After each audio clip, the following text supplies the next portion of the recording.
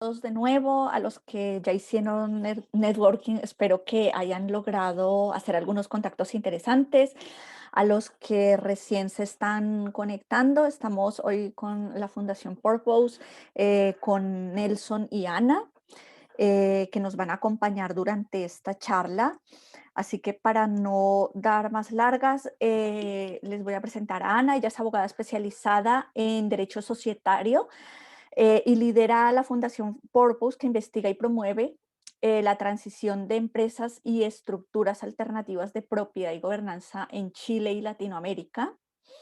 Y Nelson Rodríguez, quien también es miembro del equipo fundador de Doble Impacto, que son también socios Camchal ya hace algún tiempo, de la banca ética latinoamericana y es parte de la Fundación Purpose también para América Latina y está comprometido en el diseño de una sociedad más sostenible y equitativa.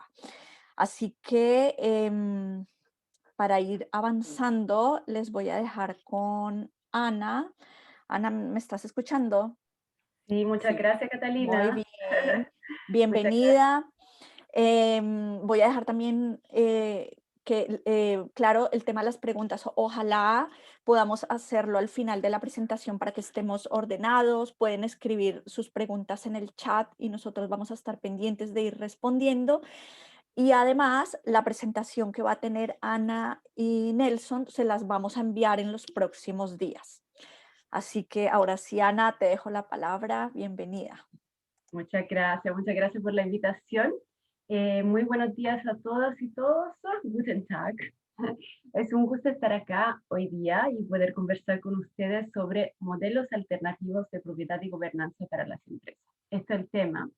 Y especialmente grata es la invitación por la Cámara Chileno-Alemana de Comercio, dado que los modelos que le presentaremos, y más bien la idea a la base de estos modelos, encuentran sus orígenes en unas empresas alemanas bien conocidas y en la cultura empresarial de este país.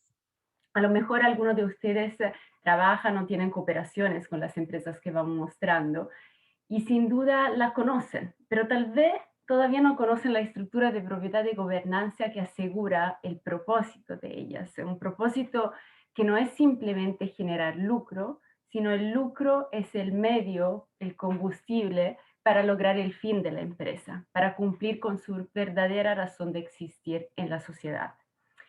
Bueno, el trabajo de la Fundación Purpose también nace allá, en Alemania, donde yo de hecho viví y trabajé más o menos 5 años. Tengo mucho cariño a Berlín. Y nace desde el concepto de Verantwortungseigentum, que en español hemos traducido con propiedad responsable. En inglés hablamos de steward ownership, sobre el cual pueden ahora leer, si pueden hablar alemán, varios artículos en la prensa alemana de los últimos meses, ya que en este país ya se está trabajando para que luego exista una nueva forma jurídica de empresa que refleje los principios de la propiedad responsable que le vamos a contar en unos minutos. Con Nelson hemos empezado el trabajo de la Fundación Purpose en Chile porque creemos que en este país, especialmente en este momento, haya un espacio fructífero para proponer, desarrollar modelos alternativos de empresa y para empezar un diálogo, repensar la propiedad, el ADN de las empresas, de una forma que nos permita al final unir la fortaleza del espíritu emprendedor, de la libertad empresarial, la innovación, la motivación, todas propias de la propiedad privada, con el bien común y la responsabilidad social, en línea con la idea de una economía social de mercado, ¿no? Die soziale Marktwirtschaft. Pero bueno, antes de explicarle de qué se tratan exactamente estos modelos, se necesita una breve premisa sobre la propiedad corporativa en general. Y tal vez voy a mencionar conceptos que son súper bien conocidos por uno de ustedes, pero va a ser muy breve y simplemente queremos estar seguros que este concepto pueda llegar a cada uno de ustedes.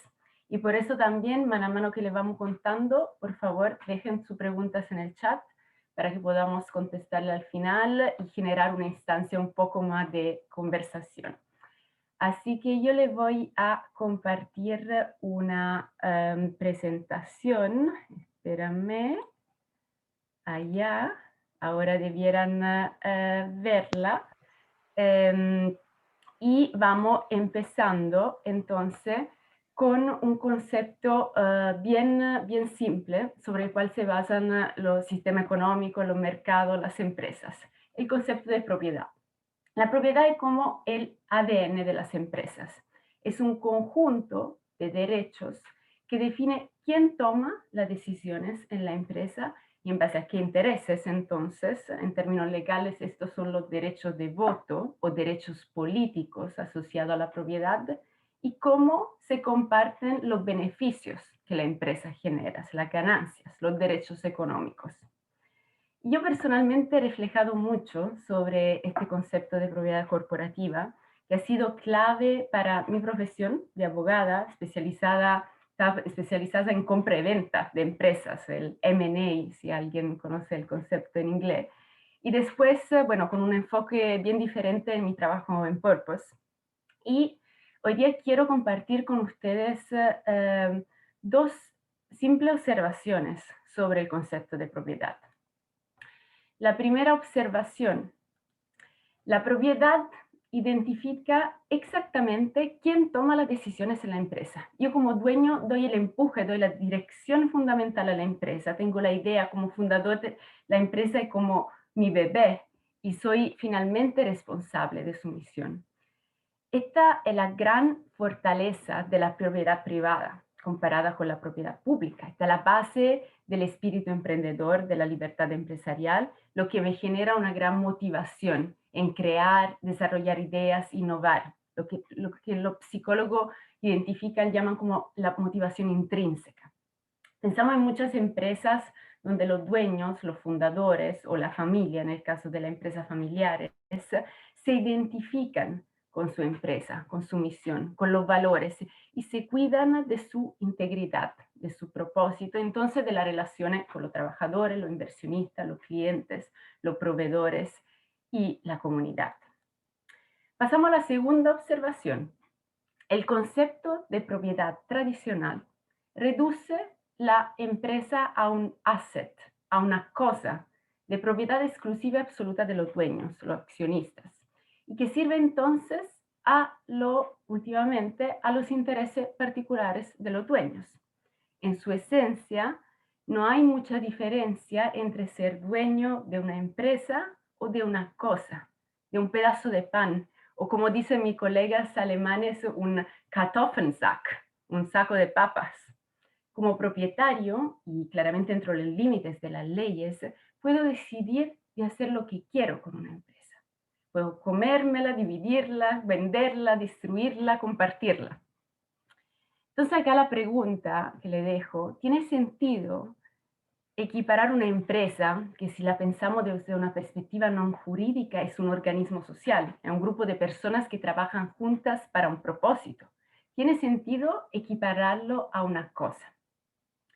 Y bueno, por un lado, esta ficción jurídica de empresa como cosa, sin duda ha permitido recolectar grandes cantidades de capital, lo que ha generado una enorme innovación e incremento de la riqueza en el mundo. Pero ¿a qué costo en muchos casos? Tratar a las empresas como si fueran una cosa, un objeto adquirible, un objeto de especulación del accionista, muchas veces una apuesta para aumentar sus retornos, ha creado un vacío en el corazón de muchas empresas. Ese un vacío de responsabilidad hacia su verdadero propósito de largo plazo de generar servicios y productos que vayan a beneficio de la sociedad. Para decirlo con los términos que usó el año pasado el barómetro de confianza del Instituto Internacional Edelman, anteponer las ganancias a las personas. Eso es lo que más del 60% de la persona en el mundo, bajo esta encuesta, sentía el año pasado que las empresas estaban haciendo también en este tiempo de pandemia. Entonces, si no cambiamos la regla del juego definida por el concepto de propiedad, dar una relevancia a otros intereses, además que los de los accionistas, y tener un enfoque hacia el propósito, queda de nuevo exclusivamente a la voluntad de respaldo de los mismos accionistas. Y claramente hay muchos casos de empresas en las cuales los dueños tienen una visión de largo plazo, de desarrollo del propósito, respetuosa del planeta, los trabajadores, los stakeholders conectados. Eso no quiero, no me cabe duda. Pero pensamos a los grupos, a la empresa más grande y poderosa del mundo. ¿Quiénes la controla? ¿Quiénes son los dueños? Por la mayoría son fondos de inversión, fondos de pensiones o el mercado. Son accionistas anónimos y ausentes, no tienen una cara, son desconectados del propósito de la empresa, de sus trabajadores, de sus clientes, de su comunidad, y son manejados, son empujados por números, por tabla de Excel, algoritmos. Consideran la propiedad de la empresa como un simple objeto de especulación, de inversión.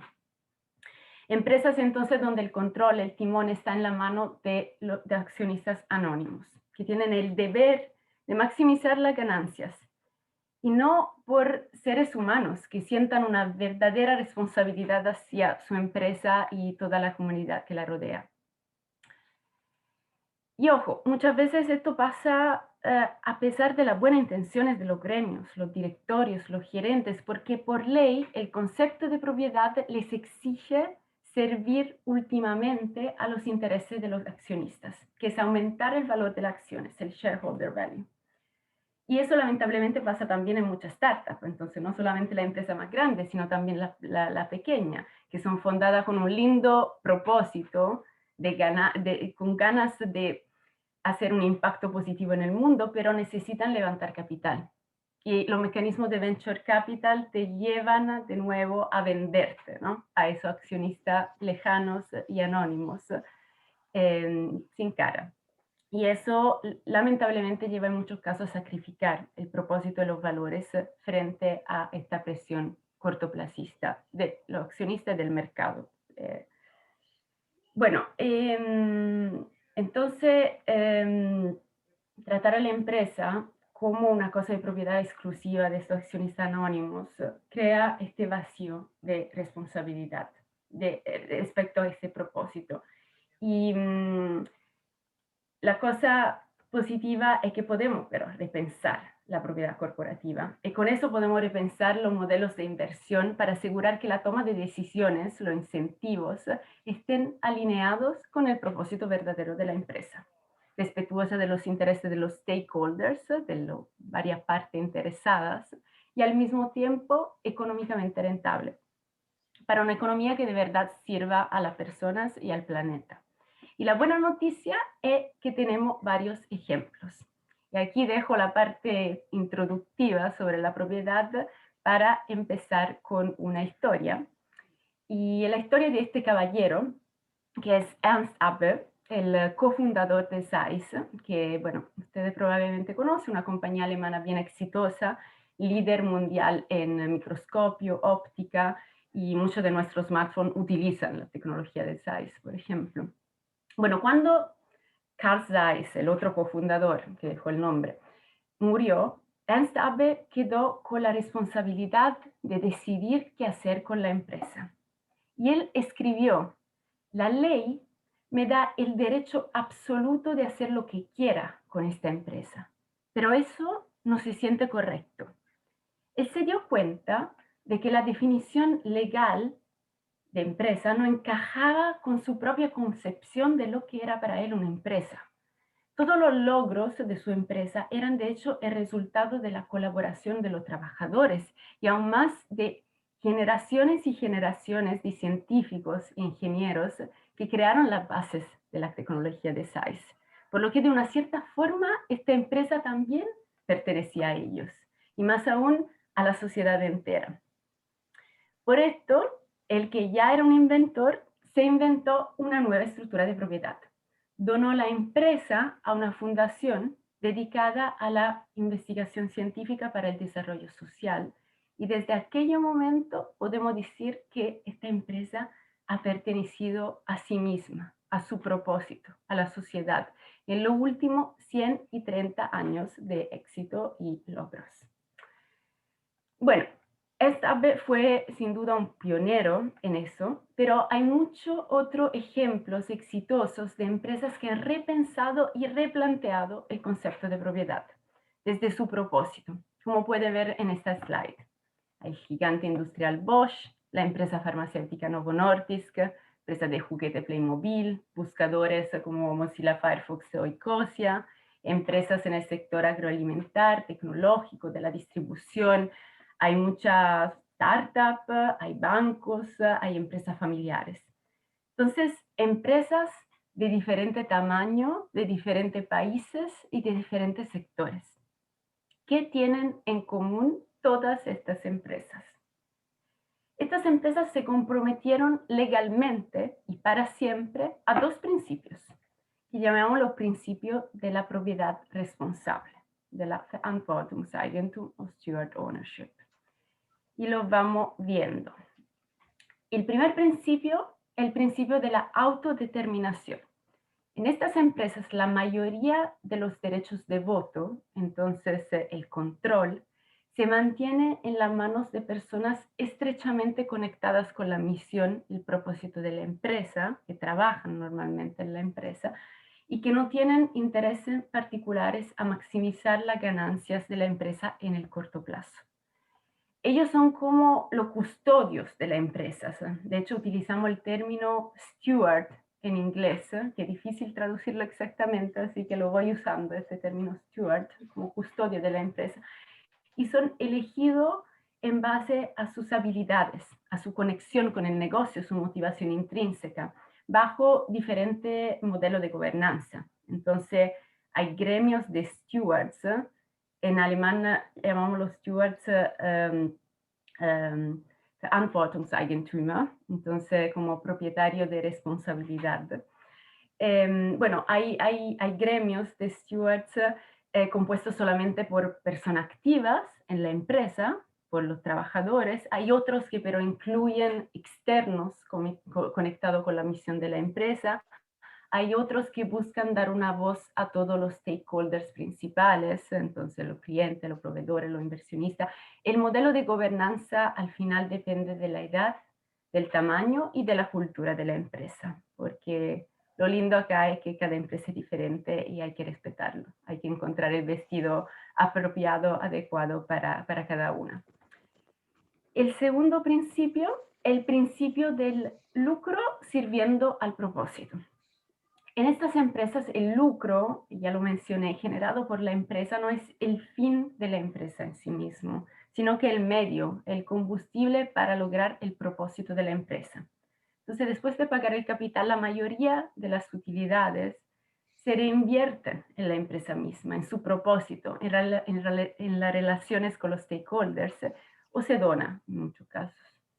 Los inversionistas y los fundadores van a tener claramente su retorno adecuado por su inversión o por sus sacrificios, en muchos casos limitados hasta un techo, y que no se realiza, pero a través de la venta de la empresa, que no empuja la empresa a un crecimiento exponencial en el corto plazo y que entonces permita un desarrollo sostenible de la misma bajo la guía de los stewards.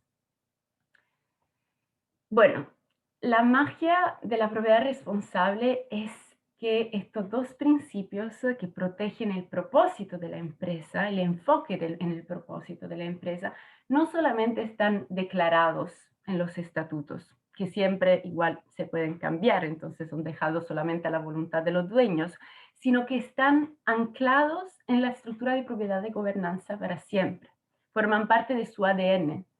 Y eso se realiza usando instrumentos legales como una propiedad de fundación, de un trust, la división entre los derechos de voto y los derechos económicos. Eso depende mucho de la jurisdicción, claramente, la ley, y el caso específico. Hay estructura más complicada, estructura más simple, y vamos a ver con Nelson un par de ejemplos. El punto fundamental acá es que a través de estos instrumentos legales, la empresa puede hacer una promesa. Puede hacer la promesa que ella tiene un compromiso fundamental hacia sus trabajadores, usuarios, clientes, proveedores, inversionistas. Es el compromiso que la empresa existe de verdad para un propósito. La empresa entonces deja de ser una cosa y vuelve a ser lo que naturalmente es, un grupo de personas que trabajan para un propósito. Y tal vez me voy a repetir, pero prefiero repetirme para mostrarle el cambio de paradigma que propone este modelo de propiedad responsable. Los mecanismos tradicionales de transmisión de propiedad y del control son la sangre, o sea, como la llama Warren Buffett, la lotería genética a través de la herencia, y el dinero, o sea, la venta o la cotización en la bolsa. Bajo estos dos principios se transmite el control, la toma de decisiones, el poder en las empresas. Y acá la pregunta que le dejo, ¿tiene sentido dejar a estos dos principios, elegir quién va a estar al timón de los organismos más importantes, uno de los organismos más importantes de nuestra sociedad, que son las empresas? Estos mecanismos de asignación del control, la venta al mejor postor o el cambio generacional, logran darnos la seguridad de que el control pase a personas que van a perseguir el propósito y la misión de la empresa sin anteponer intereses particulares de corto plazo. Bueno, en la propiedad responsable estos dos principios son reemplazados. El control de la empresa no se puede vender o heredar como si fuera una cosa, sino que es una responsabilidad que se transmite en base a un principio meritocrático de verdad, basado en el individuo, en sus habilidades, su conexión con el propósito y con el negocio.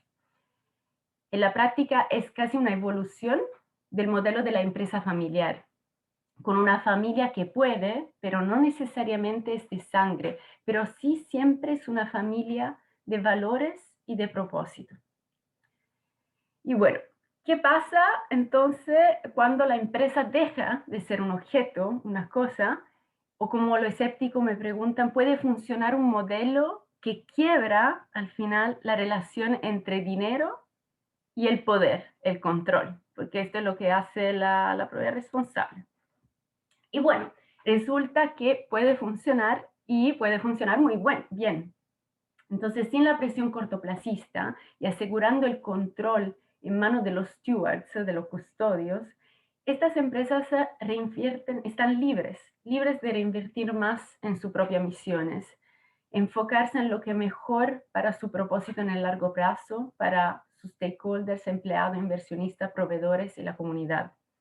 Hay estudios de la Universidad de Copenhague y de Yale que han comparado las empresas de propiedad responsable con las empresas de propiedad tradicional en Dinamarca, donde el 60% del mercado bursátil es compuesto por empresas de propiedad responsable, de propiedad de fundaciones normalmente. Bueno, estos estudios han demostrado que sus trabajadores están intrínsecamente motivados. Ellos saben que están trabajando antes que todo para un propósito, no para el bolsillo de los accionistas o de los dueños. Y así claramente hay más motivación, más talento que se queda más tiempo en la compañía. Estas empresas también son más innovadoras, invierten más en la innovación con una mirada de largo plazo. Claramente tienen una reputación mejor que genera lealtad del consumidor y confianza de los partners. Y por todas estas razones se ha demostrado que estas empresas tienen una rentabilidad de mediano a largo plazo igual o mayor a la de las empresas tradicionales. Y último dato que le dejo, lo que es particularmente interesante en este momento es este gráfico. Estas empresas son más resilientes en tiempos de crisis. Tienen una probabilidad de supervivencia en un plazo de 40 años, 6 veces mayor que las empresas tradicionales. Hay empresas, de las que nombraba antes, que sobrevivieron a un momento como la recesión de los 30, guerras mundiales, la crisis financiera del 2008, logrando y siguen logrando desempeñar también un rol positivo para la sociedad. Y bueno, yo personalmente creo que necesitamos más de este tipo de resiliencia, y que esta resiliencia al final encuentra su origen en la responsabilidad y en el ser humano mismo. Bueno, Con esto le agradezco la atención, los invito a poner sus preguntas en el chat y paso la palabra a Nelson, que nos va a mostrar unos ejemplos. Nelson. Ya, muchas gracias, Ana. Muchas gracias. Buenos días a todos. Em, Siempre es bueno aterrizar todos estos conceptos con casos particulares, ¿no? Entonces, que estamos viendo ahora en pantalla, el caso de Bosch, que seguramente todos tenemos o hemos tenido algún contacto con algún producto Bosch. Hasta yo me sorprendí también cuando empezamos a analizar la propiedad responsable, como una compañía tan centenaria tuviera un modelo de gobernanza tan particular, ¿cierto? Esta empresa, que fue fundada hace más de 100 años, eh, ha sido líder en tecnología en casi todos los ámbitos de su desarrollo, pero su fundador, ¿cierto? Robert Bosch, cuando se enfrentó a su legado, a la sucesión, que él también, además de ser un empresario, era un filántropo, dijo: esta empresa, ¿a qué propósito sirve? Es un vehículo que sirve a la sociedad, además. Y comenzó a diseñar también una estructura que permitiera mantener a la organización vinculada a su propósito. Y de esa manera, y se ve en el gráfico que está ahí, ¿no? Decidió hacer dos cosas, ¿cierto? Primero separó lo que hablaba Ana, ¿no? Los derechos de voto, el timón de la compañía, de los derechos de dividendo, genuinos, pero los separa, ¿cierto? Al separarlos, los derechos de voto se van, lo que ustedes ven a la derecha, ¿cierto? A una fundación, a un trust, que ellos son los stewards, es el directorio que toma las riendas de la compañía, toma las decisiones más importantes, y de ese porcentaje, ¿cierto? Para llegar al 100, el 7% solamente de los derechos de voto quedó alojado en la familia Bosch. Y por otro lado, los derechos económicos, el 92% de los derechos económicos se fue a la Fundación Robert Bosch Foundation, que está ahí. Solo el 8% de los derechos económicos quedaron en la familia. Y esta segunda fundación, cuando la primera fundación decide repartir dividendos, dada la estructura, ¿cierto?, de capitalización de la compañía y, y la caja de la compañía, cuando decide repartir, el 92% va a esta fundación, el 8% a la familia, y esta segunda fundación a lo que se dedica es a donar ese dinero, principalmente a proyectos de salud pública, educación e investigación. Y por otra parte, uno podría pensar, esta compañía que tiene, mire las utilidades que están ahí del año, estos números, ¿de qué año son? No, parece que no aparecen acá, 2019, ¿cierto? Es una tremenda compañía, hizo donaciones de 53 millones de euros solo en el 2018, ¿ya? Entonces, ¿esta compañía renunció a las utilidades? No. Lo que hace es remunera el capital, remunera a los inversionistas, tiene filiales en todo el mundo, asegura su funcionamiento, y una vez que define eso, asegurando el propósito de largo plazo, reparte utilidades en la figura que le estamos mostrando. Y por supuesto también tiene figuras de capitalización que no perjudican su propósito, emitiendo bonos y estructurando deuda de manera tradicional, como una compañía tradicional, pero no permea el inversionista en los derechos de voto. Los derechos de voto se mantienen imperturbables en esta fundación, ¿cierto? Donde hay 10 stewards que son responsables del éxito de la compañía en el largo plazo y que se mantenga adherida a su misión. Y por supuesto, este claro esquema de gobernanza busca proteger tanto los derechos de los inversionistas, sus recursos, pero la misión de la compañía como un todo.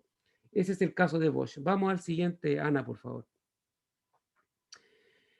Ecosia, este es un caso que me gusta mucho porque la estructura es bastante más simple, es una empresa más nueva, ¿no? Que se constituyó hace ya, estamos en 2021, 12 años ya. Y uno mira a su fundador que está ahí con esa planta en la mano, ¿no? Y se pregunta qué orienta la misión de este fundador, son dos fundadores en realidad, pero este es el más público, ¿no?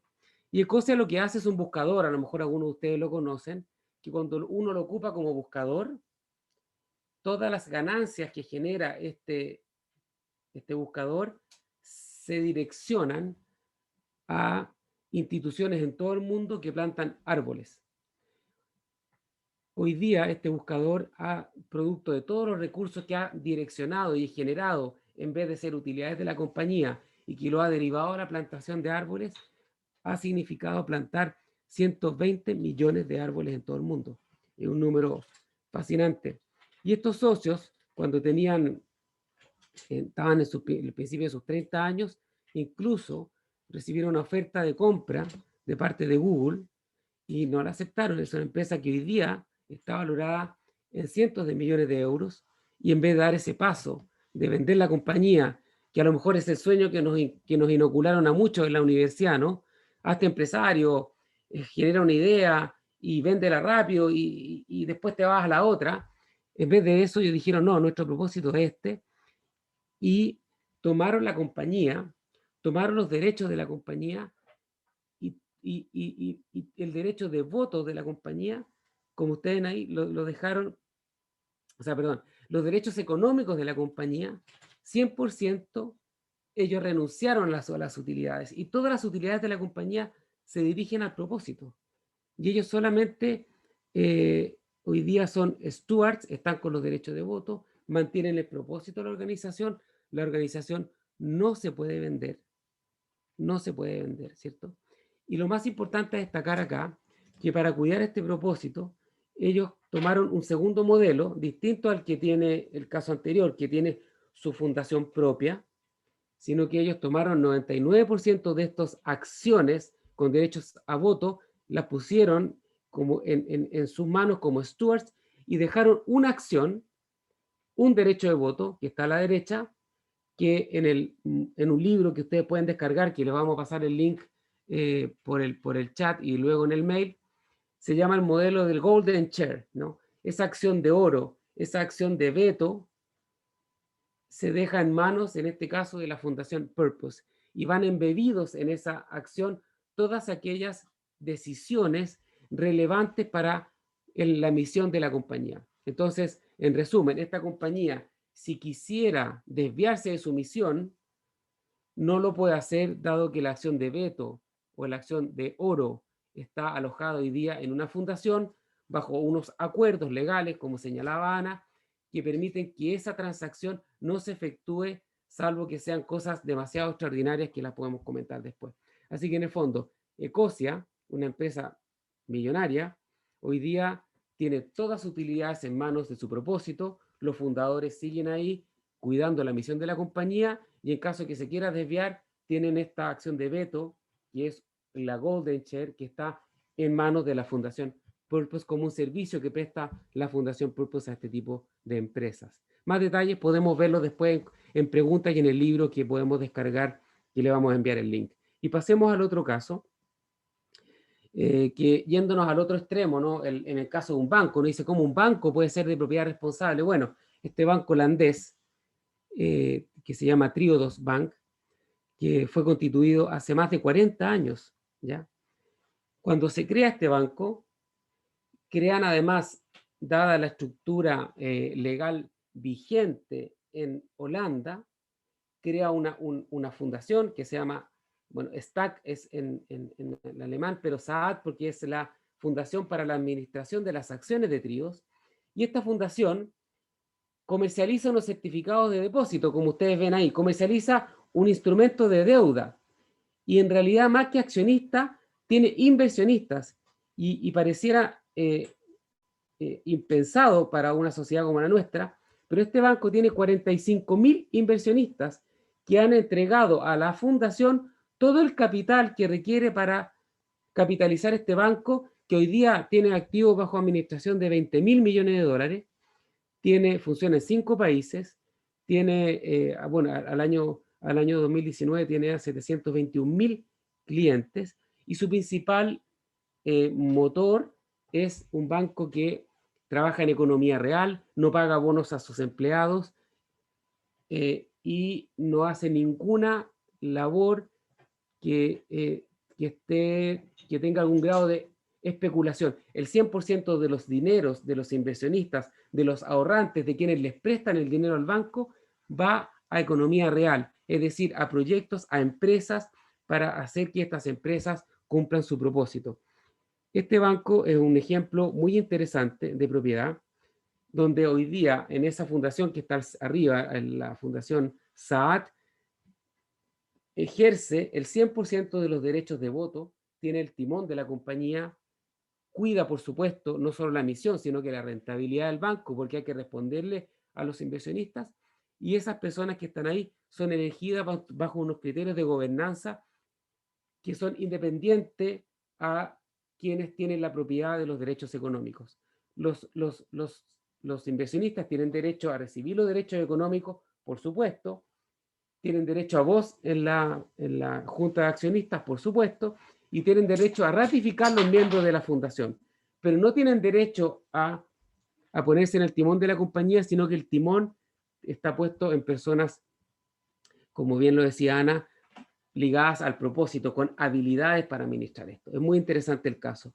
Y yendo a lo que sea, a una bajada más concreta de esto que se ha hecho en Chile, un grupo de personas de las cuales yo formo parte también, decidimos crear una institución financiera bajo estas mismas características, bajo esta misma premisa, no solo en su tesis de impacto, sino que también en su estructura de gobernanza, y creamos Doble Impacto hace 4 años, que es una organización que busca crear todas las capacidades para posteriormente crear un banco bajo las mismas características de Triodos Bank y de otros bancos que en el mundo se denominan o los denominan los propios clientes bancos éticos o bancos con valores.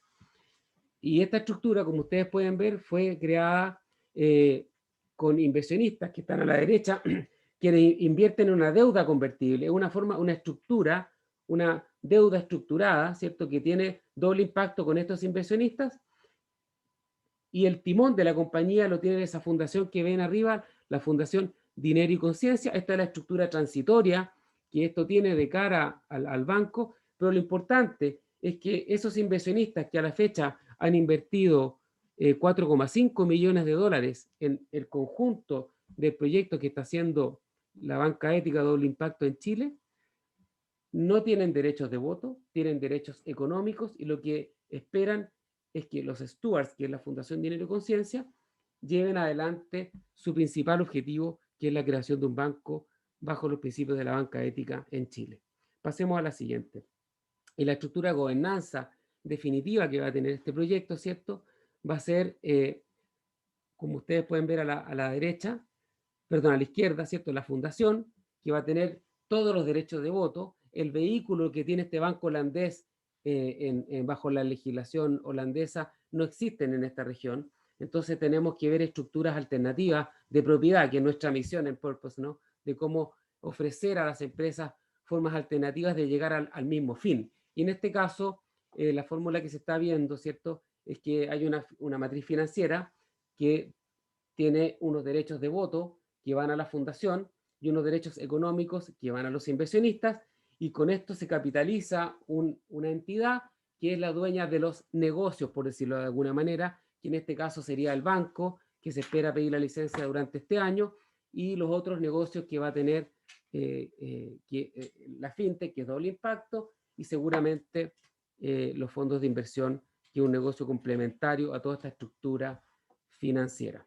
Entonces, esto lo ponemos como un ejemplo de que en Chile, no solo con Doble Impacto, sino que con otras empresas, estamos buscando aterrizar el concepto. Cada caso es particular, hay soluciones más homogéneas, ¿cierto?, como el modelo de la acción de oro, pero hay otras interacciones que tienen que ser un poco más a la medida. Entiendo que hasta acá llegaba yo. Ana, te paso la palabra de nuevo. Sí, sí, gracias, gracias. Sí, la pregunta que pasa en Chile y qué estamos haciendo acá. Bueno, como decía Nelson, ya hay ejemplo existente. Nosotros el año pasado hemos tenido miles de conversaciones con empresarios, con inversionistas para mostrar el modelo y también para aprender que ya hay ejemplos, Doble Impacto, Late, otra empresa, que ya es de propiedad responsable, o también hay empresas que están dando pasos en esa dirección, están cuestionando el tema de la propiedad, como por ejemplo el famoso caso Friosur del año pasado.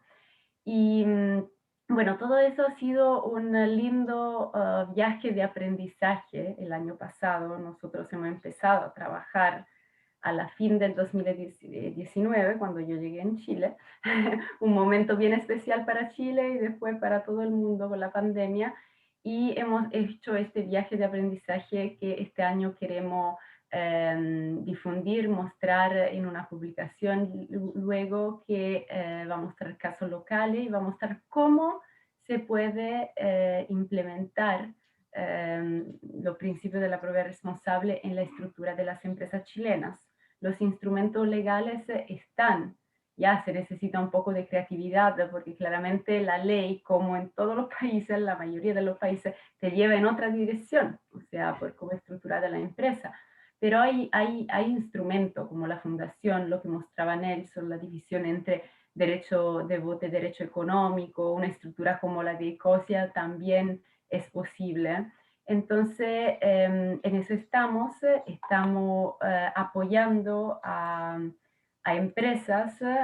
Por un lado, en Chile hay, bueno, las startups, las nuevas generaciones, ¿no? Que quieren hacer un impacto de verdad positivo en el mundo, pero también las antiguas generaciones, en muchos casos de empresas familiares que buscan dejar y asegurar este legado en el futuro. Y bueno, la misión de Porpo es brevemente crear un ecosistema para la empresa de propiedad responsable, para que crear conocimiento, difusión, herramientas, estructura y capital. Eso que ven en las slides son los pilares de nuestras actividades, y la base de esto está en el convencimiento que la propiedad, que al final va a tocar los incentivos que mueven la economía, representa una de las palancas fundamentales para un cambio sistémico que parte del corazón del mismo. Y eso, nuestro aliado principal en la región son Doble Impacto y Sistema B, y estamos súper agradecidos pero por el apoyo de otros actores como la Cámara de Comercio, por la cual hoy día estamos acá. Así que acá se concluye nuestra presentación, Catalina. Entiendo que llegaron unas preguntas. Ahora voy a Sí, sacarla. sí, gracias Ana y Nelson por la interesante presentación. Ha sido muy completa. Como les dijimos a los participantes, les vamos a enviar la PPT que han mostrado tanto Nelson como Ana. Y veo, bueno, una pregunta que viene de Marlene Brokering, que ya es socio Camchal, y dice, ¿cómo se asegura que el traspaso sea meritocrático? Buenísimo. Muchas gracias, Marlene, muy buena pregunta. Al final, ahí es donde actúa la gobernanza. Entonces, ahí tiene que estar claramente definido un mecanismo de gobernanza. Y hay de diferentes. Hay modelos como los de Bosch, en el cual ese consejo, ese gremio de stewards, se va reconfirmando y renominando cada 5 años, y se asegura que haya representante, bueno, un representante de la familia, un representante de la empresa, entonces siempre hay como el CEO o también ex CEO de la empresa, y representantes de la industria en general. Entonces ahí hay una atención a que haya, y está escrito en la estructura de gobernanza, que haya una participación de los stakeholders fundamentales de la empresa. Hay otras empresas que se va más de la meritocracia a la democracia. Entonces hay empresas de propiedad responsable que creen en la participación, en las decisiones activas de los empleados que están en la empresa desde mucho tiempo. Entonces ahí hay otro modelo de gobernanza. Entonces nosotros cuando trabajamos para entender un poco lo que es más oportuno para cada empresa, porque como decía, cada empresa es diferente, las personas son diferentes, utilizamos una matrix donde se va desde la meritocracia, como el fundador es los stewards, a la democracia, por un lado, democracia, perdón, y del insider, entonces la persona que trabajan efectivamente en la empresa, a los outsiders conectados, entonces personas que pueden aportar. Lo más importante acá, que siempre, igual cual sea la estructura de gobernanza, siempre es fundamental asegurar es que estas personas no tengan un conflicto de interés a maximizar la ganancia en el corto plazo. Entonces, lo que pasa, por ejemplo, no, con la exit, con la venta, quiero como aumentar el valor de las acciones, lo que pasa en muchas startups, quiero aumentar lo más posible el valor de las acciones para vender porque yo también voy a quedarme con una parte de la torta. Es muy importante que la persona que son stewards claramente van a tener su buena remuneración, su buena compensación, eso es claro, pero no tengan como un techo, un límite, no se vayan a tener este conflicto de interés. Eso es lo más fundamental y la base de esta división entre los derechos de voto y los derechos económicos. No sé, Nelson, si quiere sumar Sí, algo. yo agregaría algo porque lo principal es esto que tú dices, ¿no? Esto entre meritocracia y democracia, insider, outsider, hay que ponerse ahí en algún lugar del mapa. Solo poner un caso concreto que en el caso de Triodos Bank, la estructura de selección de los stewards es transparentísima, es decir, uno se mete a la página, está las características que tiene que tener uno de los directores de la fundación, cómo se eligen. Por supuesto, para cuidar el propósito no se eligen todos al mismo tiempo, sino que hay una cadencia, cada 2 años se elige una persona y el candidato que reemplaza al que sigue también tiene una serie de check and balance al interior del banco, ¿no? Se ve que se ha chequeado por el directorio del banco, el comité ejecutivo también lo aprueba y una vez que hay un consenso en que esta persona reúne no solo, ¿cierto?, los valores que persigue la organización, sino que tiene las habilidades para hacer un aporte de cara a proteger la misión y el negocio, se propone ese candidato a los inversionistas. Y los inversionistas ratifican la propuesta de la fundación. Puede pasar de que no la ratifiquen y lo que hace ahí la fundación vuelve con un segundo candidato, ¿ya? En la última elección, porque además, y para efectos de transparencia, el directorio donde se ratifica esto es público, o sea, puede cualquier persona meterse a un link y ve el directorio, y cuando se hace la votación, en el último caso, la ratificación fue con el 84% de los votos, es decir, el nuevo steward que se propuso a los inversionistas que se les presenta con tiempo, fue refrendado con un 84% de los inversionistas. Muy bien. Hay una segunda pregunta que dicen, ¿cuál es la visión de Purpose? Me imagino que se refieren, no sé, si a la visión de la fundación en general. Sí. Muchas gracias. Sí, bueno, nuestra misión es difundir, lo hemos ya dicho, estructura alternativa de propiedad, de repensar la propiedad, de repensar el corazón del sistema y aprender de lo que la historia nos ha enseñado. O sea, nos hemos aprendido mucho sobre el sistema capitalista, hemos aprendido mucho sobre el sistema más socialista, comunista. Vamos para adelante, o sea, la visión es aprender de todo eso y una mirada hacia adelante que pueda unir la fortaleza, las cosas positivas que cada una de las dos visiones lleva. Entonces, no encerrarnos, no polarizarnos de nuevo en estos dos modelos tan distintos, sino que buscar de complementarlos y eso nosotros esa visión más grande, ¿no? Más macro, nosotros creemos que tenga que partir de las empresas y de las personas, de los emprendedores por un lado, de los ciudadanos también, que tal vez pueden elegir a unas empresas más que otra, a un empoderamiento positivo y creativo para la construcción de una sociedad mejor. Eso Nelson, no sé si quiere... Sí, sí, La pregunta, muchas gracias. sí, la complemento brevemente. Nuestro objetivo, ¿cierto?, es incorporar y dar herramientas a las empresas para que no tengan que estar en esta dualidad, que muchos se encuentran en tanto dueños de compañía, muchos se encuentran en tanto empresas familiares, ¿no? ¿Cómo protejo este negocio? ¿O cómo protejo la sucesión? Y muchos ejecutivos, ¿no? Yo trabajé muchos años en empresas tradicionales hasta que mi corazón ya no resistió más y tuve que salir a buscar otro tipo de cosas. Y muchas personas están haciendo, teniendo las mismas crisis, ¿no? Y creo que estas estructuras de propiedad ofrecen mecanismos de salida para no tener que ir a cosas muy como el Estado, ¿no? Con todo el problema de la herencia estatal o al capitalismo, sino que cosas intermedias donde no se renuncia a nada y se vigila el propósito. Creemos que hay mucho que se está solicitando al respecto y nuestro objetivo principal es colaborar con las compañías en esos procesos.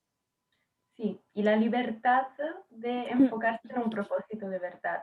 O sea, lo que sufren muchos fundadores de startup, con lo cuales hemos hablado, es esta presión que muchas veces llega del capital a crecer exponencialmente. Y yo quiero crecer, pero quiero crecer de una forma sostenible.